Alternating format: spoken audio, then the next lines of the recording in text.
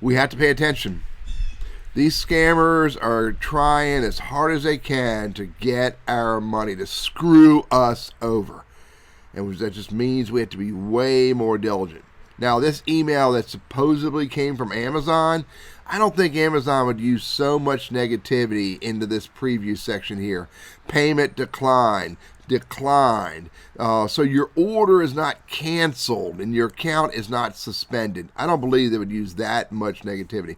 Additionally, you can't see this email address here, but it is a long email address. And I think, if I remember right with Amazon, it would simply be no reply at Amazon.com. So it's absolutely a spoofed email message. Furthermore, Google's already told me that it was fake because they said it's not verified as from Amazon. It would be verified from Amazon.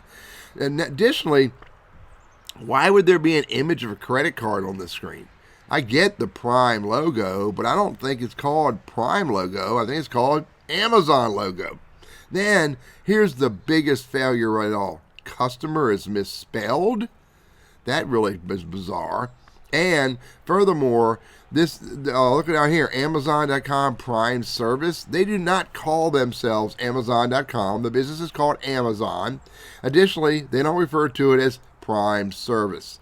All of these words on here are just for me. Fortunately, I caught them and said, this is not real.